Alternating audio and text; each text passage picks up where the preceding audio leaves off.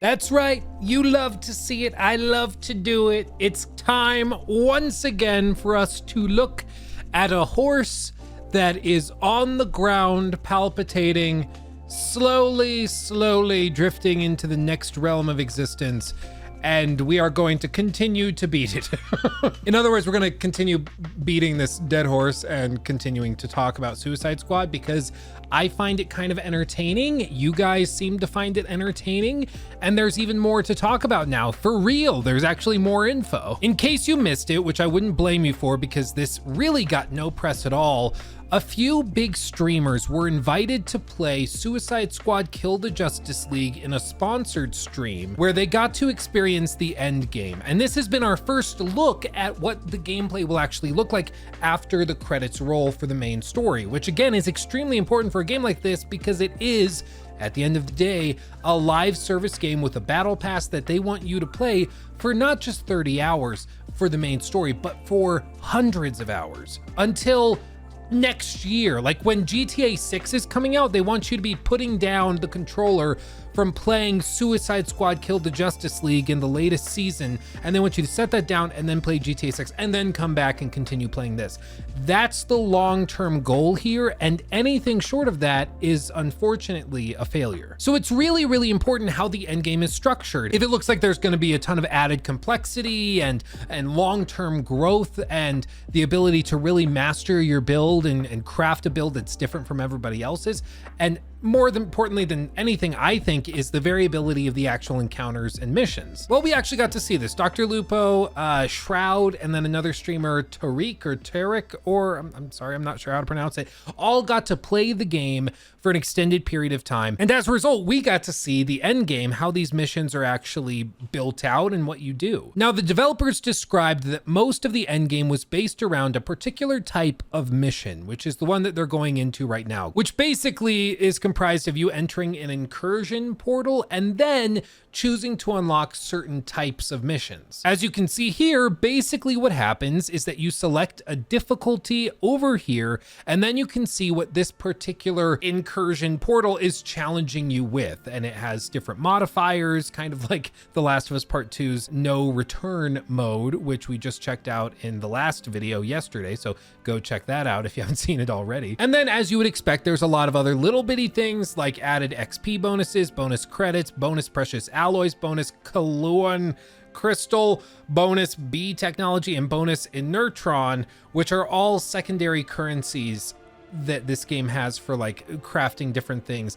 Because I think at one point this game probably had loot boxes, more on that in a minute, and they stripped that out. And now there's these weird remnants of tons of different currencies that you earn. But again, we'll get to that in a second. And then you see there's a marker for paid, which Mr. RS, which is Mr. Rocksteady. Basically, there were 3 streamers and then 1 member of Rocksteady that was playing along with them, who was, to be fair, very good at the game. You would expect it. He's worked on it and really knows the game inside and out. So it was a good teammate to have instead of just 4 streamers that don't really know what they're doing. But he paid, and that's what you have to do. You have to pay with this currency in order to get access to the mission. And so it's kind of like high risk, high reward. You put money in, and then if it works out well, then you get higher payouts, basically. It's not the craziest thing I've seen for endgame content in a live service game, but it's also still not particularly novel or interesting, but you know what? We could work with this. So what happens when you actually have everybody pay? Well, this portal opens up as you see here, you drift up, and then as you can see, there are multiple verses, dare I say a multiverse, and you warp into another one. And after it finishes loading, you drop in, and then you're in this weird alternative reality, which is like a strange desert space. And this is actually the exact same layout and map type that was used in the tutorial that I played during the alpha, which I can't show you footage of that because again, we weren't allowed to record it, but this is exactly what the tutorial levels look like. It's just this. So the end game is comprised of the same layout of levels that the tutorials are built in, but with like harder enemy types and much more difficult like layouts of characters and status effects and things like that. But I just thought that that was interesting that the end game is literally the exact same levels as the tutorial that I played, which is just funny. But there are a few things that we can take from this. For one, there are multiple dimensions. Everybody's been braced that the story in this game wouldn't have much of an impact or significance because they were just gonna pretty much retcon or undo everything with a multiverse. Like, oh, it was all a dream, or it was all in another reality, and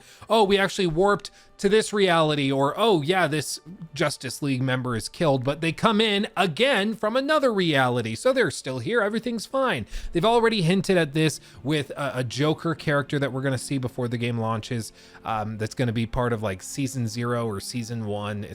I'm not sure if they've announced exactly what, but they're bringing all of these characters that in this universe are supposed to be dead, and they're bringing them back. And so it just makes it hard to take the story really seriously when you can just Control Z with an alternative dimension. I personally hate it. Maybe you love that type of thing, but for me, it just actively gives me a migraine. It's part of the reason I've checked out of all these superhero movies recently, because I just can't keep track of what's going on. And in addition, you'll also know that in this endgame section, Brainiac's ship is still there. All of Brainiac's goons are still there in the city. Nothing has really changed compared to the early game footage that we've seen, contrasted with the end game footage that we've seen.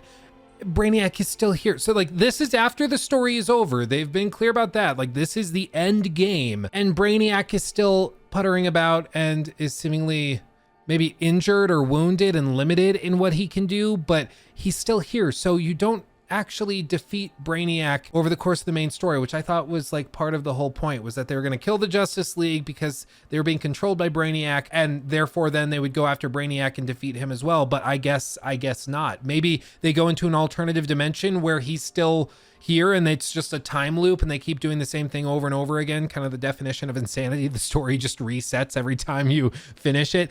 I'm not totally sure, but it's strange. And let me be clear, this is not speculation. The developers themselves have already confirmed this in their Discord group. As you can see here in this article from Game Rant just a day ago, as this event was taking place, they went into the Discord that's publicly available for this game, managed by Rocksteady, and found a Q&A wherein Rocksteady makes multiple references to Brainiac in relation to the game's end game state, which would seemingly suggest that Brainiac will still be around after those main story credits roll, with one of the most important quotes from the Q&A that supports this idea coming from Rocksteady Axel, who writes, quote, "Brainiac keeps evolving his forces throughout the end game," which when paired with this gameplay footage where you see Brainiac's ship, and spoiler alert, you can actually see Brainiac delivering dialogue to the players while they're going through these sections of the game. He's still there, he's still alive, he's talking with the squad, he's talking with Lex Luthor, he's still there. And like, listen, is that necessarily a deal breaker? No, that's not at all, in my view, a problem. I think a lot of games that are live service are caught in a difficult spot where they need to keep a storyline going for season 1, season 2, season 3, you know, going forward, and giving players a reason to continue playing the game that ties into the base story. So you're always caught between a rock and a hard place of like, do you keep the main villain from the base game alive and then try to like spill it forward into the seasons, or do you try to just have a completely different villain for each season? It's complicated, and I understand that, but what makes it particularly frustrating for a game like Suicide Squad Kill the Justice League is that there's a lot of players like me who are not that interested in the live service element, but are mainly interested in what Rocksteady has historically done really well, which are the story elements, which is the campaign that's within the base game. And to hear that there's basically just going to be not much of a conclusion in this story, and that they're also going to bring in like different dimensions and all sorts of craziness with that, just kind of is again a little frustrating. And you might not care if you're playing this game purely for the gameplay, but I just think for anybody that's interested in the story, it's a little frustrating. For one, that this has been revealed ahead of time, because they've been very loosey-goosey with story spoilers so far, surprisingly. And that they're also so willing to just reveal some of these narrative elements to the end game ahead of time as well. It's all just very surprising. The marketing for this game has been a little bizarre.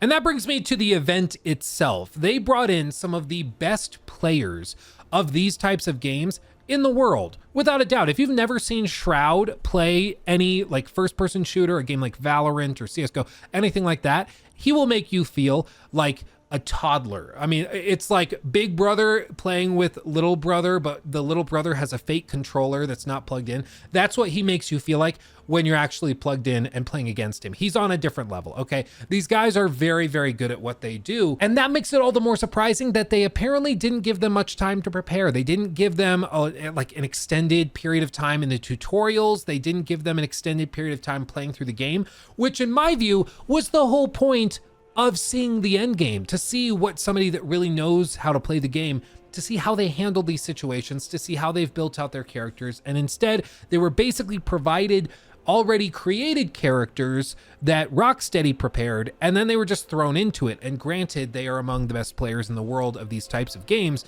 but still, there's only so much they can do in 3 hours that they were given with the game. And that's not including the time when they were just talking to the camera, setting up, or sitting in menus trying to fix technical issues, because there were a lot of them that caused them to disconnect or reset.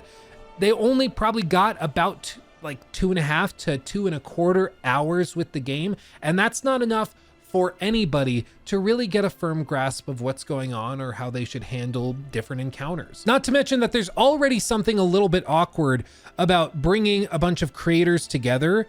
And like in the last time they did this, they brought a bunch of creators together and journalists, and the response to that preview event was generally negative. I would argue you could even go overwhelmingly negative, but at the very least, it was not positive. Very few people left this more excited for the game than when they came in. The only people that I've seen like that are people that were like big fans of Marvel's Avengers, that live service game, and other games like that, and they're searching for another live service superhero game to play. And more power to them. Maybe this is exactly that game and they're gonna love it. That's awesome. But I want to be clear that the people that were approaching this a little bit more from like an unbiased perspective and just trying to evaluate it as a video game in a vacuum, they were generally disappointed. And so when you have an event like that take place where creators and journalists are really underwhelmed by the game, to have the next big event, a sponsored stream where you're paying these guys, no doubt, tens of thousands of dollars, if not more than that, to play this game for 3 hours on their streams and on their various social media channels, it just makes people feel a little weird. Like, okay, so you couldn't get people down to play the game by itself and on its own merit, so you had to pay people to like it? You know, it's a little weird. It's rough. And this was kind of compounded by the general energy of the streams. Now, listen, I'm not like an avid watcher of like Dr. Lupo. I watch a good amount of Shroud. He's very good at what he does. Tarek, or Tariq, I'm not sure how it's pronounced, but he seems like a very, very nice guy. I'm just not familiar with his stuff. I don't watch these guys a lot. So I want to be clear up front that like I'm not super familiar with their general vibe, but most of these streams, especially in the gameplay, were moments kind of like this, where you have the player focusing on what they're doing, really intensely trying to deal with these difficult endgame encounters, playing fantastically well. I mean, just casually hitting headshots from a long distance. Like, look at that. Ridiculous. Like he killed a guy like 3 or 4 shots. That would have taken me 15. Like, it's ridiculous how good these guys are. But it's focused gameplay, and there's not a ton of energy in the room.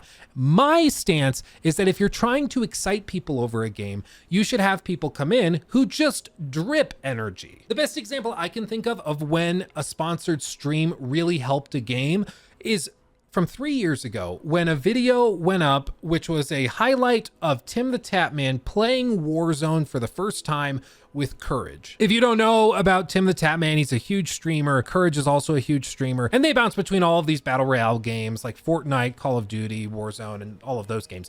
But they got the chance to play Warzone and promote it as part of a sponsored stream. Similar, right? So the stream started out basically with him explaining how the game works, how it functions, just like Dr. Lupo and Shroud did, you know, pretty straightforward. And then they actually start playing. They do the little tutorial section, really straightforward, makes sense. And then they actually get into the game and they start playing. And I will say it was funny going back and looking at this again, because like everybody now when they play Warzone are like super sweaty and slide canceling and moving like crazy. And so to see like back just 3-4 years ago when Warzone launched, to see how clunky the movement was and how stiff everybody was moving through doorways, it's just funny how normal this game became and how good people got with it. It's really, really funny. But That being said, I want to show you how this game ended, and I want you to compare the energy of this sponsored stream, and I want you to see how excited you are or how interested you are in what's happening on screen watching this compared to that other stream. You can see they're in the building, they see people, they down them. One more. The energy's high. I got him. It's like intense. Oh, here, I can give you one, right there. They're working together in a very direct way. Come on, bro. They push up the hill. Any tree. Just stay right with each other, bro. I'm getting on this rock. They're like kind of giddy. Their hands are shaking. Dude, I know. Remember, he could be like laying down and I know, pushing. I remember how this game ended. Just watch this. This was low key an awesome shot. I think I just saw a scope. What fucking move are you in? Oh! You can't even look at me! I saw the gleams of your scope! Do you see what I mean? Do you see what I mean? So really high energy, tons of excitement. People are just pumped to be here. And then you compare it to the Suicide Squad stream, which to be fair is a very different kind of game, but it's just a different kind of vibe. Like, yes, 21 crit damage. Yes. 21 crit. Yeah, build out that character. Oh yeah, I got. Going through this. Feels fine. I mean, that's the thing. It just shows what difference a couple of pieces of gear can make in this game. You know? You see what I'm saying?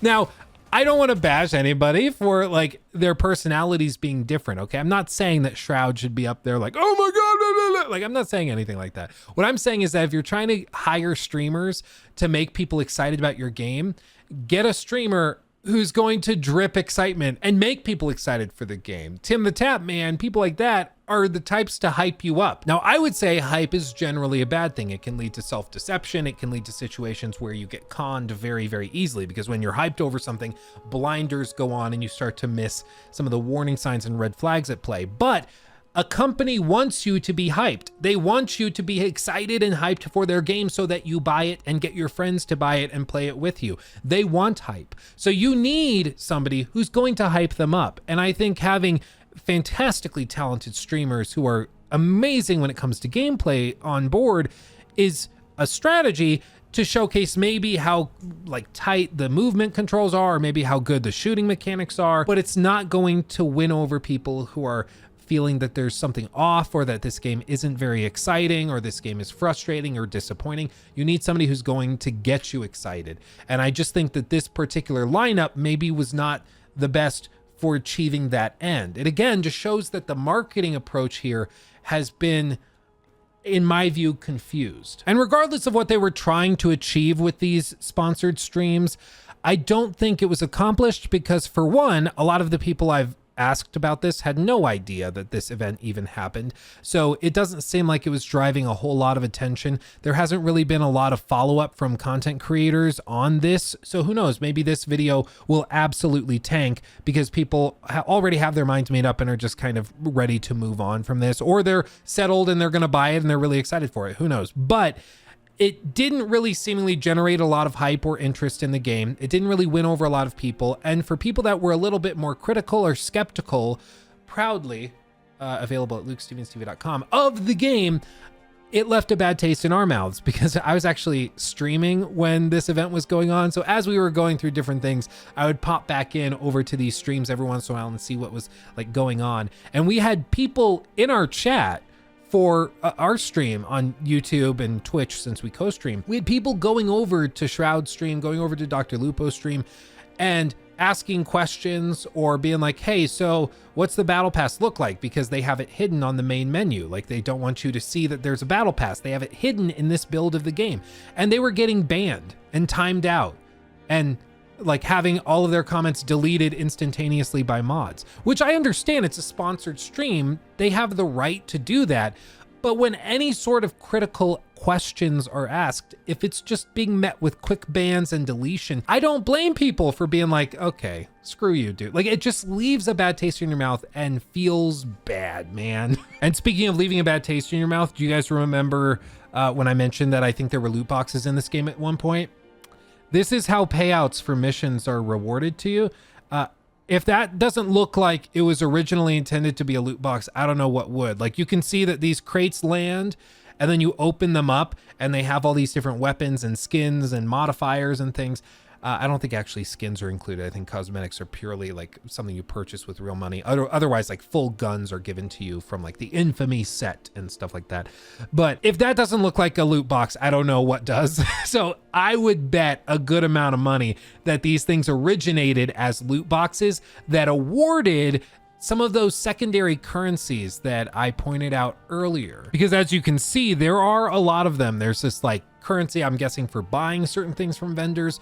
There's these other currencies tied to different things for crafting or upgrades and all that. And that to me just screams loot box, where you can get awarded a handful of these different valuable currencies for use in crafting and stuff. And I'm guessing that they stripped that out at some point, and now it's basically just how they pay out rewards for completing certain endgame missions and quests, and they basically just open it for you. But probably under the hood, it still functions as a loot box, where it's this package that rolls for the different things that you get rewarded with, and then you unlock it that way. Whereas previously you probably could buy these things and then unlock them that way, or maybe, you know, they use this system for cosmetics or something. Who knows? Considering this is Warner Brothers, I wouldn't put anything past them, because they of course got into a lot of hot water with Shadow of War, which famously had some of the most egregious loot boxes in gaming history. So bad was that debacle that basically Monolith had to strip out all of those heavy monetization scheme elements out of that game and try to rebalance it, because the end game was basically unplayable for most people, since it was so bloated. If you didn't pay for all of these upgrades and improved orcs and stuff, it was a bit of a mess. But all that to say, the same publisher is publishing this game. This game was greenlit right around the time they were preparing to launch Shadow of War. So it wouldn't shock me at all if some of the early designs of this game were based in similar approaches to monetization. Wouldn't shock me at all. But I do want to be clear that there were some things revealed that did look cool. I do think some of the weapons that you can unlock look cool. I do think that there are some interesting ways of building out different kits and loadouts that could be interesting. And they also revealed this social squad mechanic, which basically means that if you have a party and like friends that you play with and they're offline or AFK, whatever, you can play the game in solo mode, but bring in the profiles for your friends' characters and play with them. So if you're used to playing like maybe as Harley Quinn with like a King Shark that's kitted out in a very particular way that complements your playstyle, you can bring that friend's loadout for King Shark over and play with an AI controlled version of it, but still play with that same dynamic and buffs and different things that might come along with it, which I think is super, super cool. And I would love to see that become a mainstay in most of these big looter shooter type games. But as for whether or not what they showed off is going to be enough for you to want to pick up the game, that's up to you. You guys kind of know my stance at this point. I feel like they've shown pretty much all of the game that they could without just straight up spoiling the rest of the story and big boss fights. And the more I see of it, the more baffled I am at some of the choices. The fact that the end game is comprised of more just basic arena encounters with different effects on the enemies we've seen from the early hours of the game. Like, I fought these same enemies in my 2.5, 3 hours with the game in the alpha, but now these guys just have different status buffs and stuff. I was expecting like, ooh, there's going to be endgame bosses and like maybe a boss rush mode, and you can do different things like that, especially if you have the multiverse. Just bring in the multiverse where like you can re-fight all of these crazy encounters from the rest of the game, but it doesn't seem like there's anything in there, or if there are those things in the game, they weren't willing to show them, which again, like some people will say, maybe that is in the game and it actually will be really cool. Okay, it's not my job to speculate and make my purchasing decisions based off of speculation. And I'm definitely, with an audience, not going to recommend a game or dissuade you from a game based purely on speculation. It's exactly the same thing that happened with Starfield, where I was saying for months leading up to that game's launch, there were many things that didn't make sense about it. This idea that there's 1,000 planets that you can land on and you can explore the whole planet, but Todd's like, yeah, by the way, there aren't vehicles. You have a little boost pack you can bounce around with, but yeah, you can't take a vehicle. And when people people were asking, can you just walk as far as you want? They wouldn't answer the question. There were a lot of red flags with regards to that game, and people were saying in my comment section, well, Luke, maybe there are vehicles. I had one guy send me an email, send me DMs on Twitter, send me messages through Discord pinging our server, which will be linked below if you want to join. All sorts of different methods to try and get a hold of me to tell me he thought Todd actually did have motorcycles and speeder bikes ready to go, and they were just going to keep that a secret until the game launched. And when people started playing the game, they'd see it and be amazed that there was this really cool thing that made the game so much better that they just wanted to keep a secret for funsies, I guess. He was just blindly speculating, hoping something would be there, guessing basically, and making purchasing decisions based off of that. And that is a great way to get scammed. That is a fantastic way to get screwed over by snake oil salesmen and con artists and people selling you a half-assed product or a product that just frankly isn't that good. You know, like if I offer you a green bean and I'm like, hey, eat this green bean, but it costs $10,000. And you're like, why should I eat this green bean? And I'm like, you just should. For $10,000. I don't tell you any information, positive or negative. I just leave it there.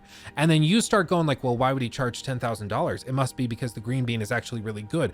This guy looks kind of mysterious. Maybe it's like a magical green bean. Maybe it's actually going to give me superpowers. Maybe it's going to make me immortal. And you start to spin and spin and spin, just making stuff up. And then you choose to spend $10,000 on the green bean when it was just a stupid green bean. It was exactly what it looked like. And guess what? With some of these games, it's just a green bean. There's nothing else to it. It's just what it appears to be, which is like a kind of decent, maybe mediocre looter shooter and not much more. And that's fine for some people. That's okay. I'm okay if you look at this game and you're like, yeah, based on what I'm seeing, this game looks awesome. But honestly, if you make stuff up and you're just asserting things blindly to try and hype up other people, not only are you going to waste your own money and potentially land yourself with a lot of disappointment, you could find yourself in positions where you're also causing other people to waste their money. And in today's day and age, guess what? 60, 70 bucks for a game like this is not just nothing. It's not just an afterthought. And I mean, if this game were free to play, whatever, make up whatever crap you want. I still think that that's kind of dumb,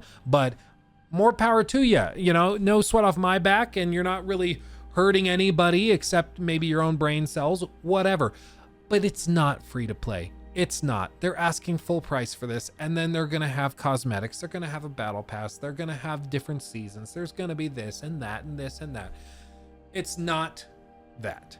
And I am getting heated because I'm passionate about this stuff, and I hate to see people getting riled up and trying to work themselves up in a frenzy to get excited for a game that maybe they wanted to be really good or they were hoping would be amazing.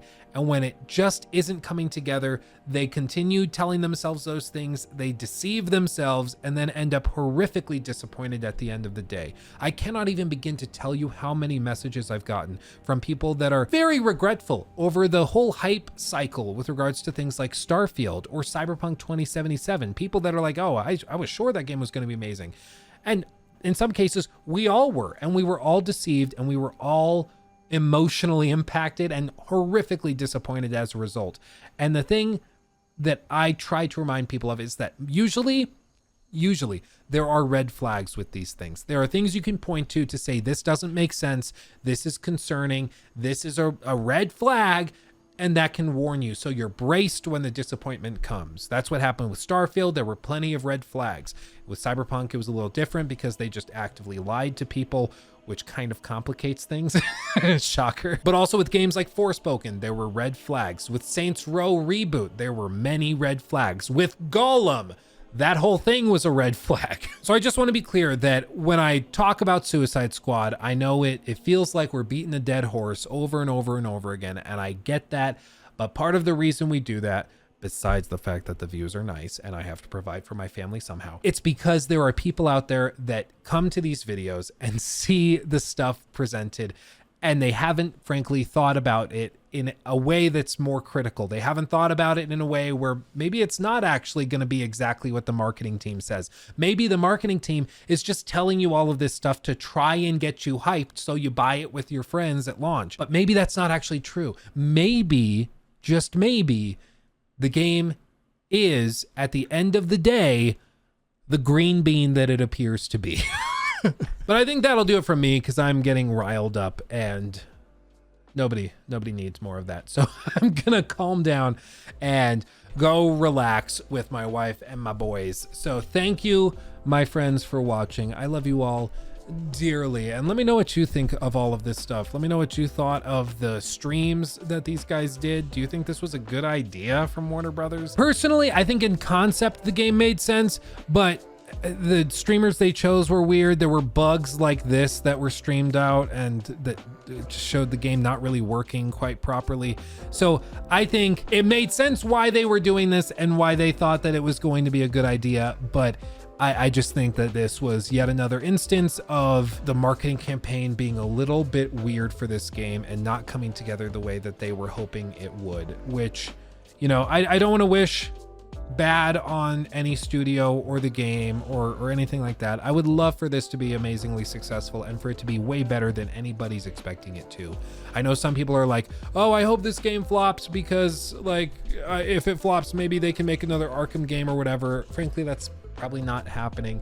It's just not how this works. The founders left, created another separate studio now, and they're working with former Rocksteady devs in London on some project that's going to come in the future. So I think the Rocksteady we knew growing up and when we were younger is probably gone. This is the kind of game they make now, and it just is what it is. But yeah, like I said, let me know if you think this stream from Warner Brothers was a good use of marketing dollars or if they should have done something else, because in my view, they either should have gotten a much more energetic crew that could maybe hype it up and make it seem much more exciting than perhaps it actually is, or they should have tried to do something bringing in more critical people to try and win them over. Bring back the, like Destin from IGN, bring back some of these guys that looked at the game during that other preview event and weren't convinced, and convince them. If you do that, that's gonna do way more for your public image than just paying off some Twitch streamers and YouTube streamers to be like, yeah, so the game's pretty cool. And like, that's it. Because let's be honest, these guys are probably not playing the game when it comes out unless they're sponsored again. So I think that kind of says everything you need to say. But okay, I'm really bad at outros. Can you tell I've been trying to end this video for like 3 or 4 minutes? I love you all. I'll see you in the next one. Hugs and kisses. Bye-bye.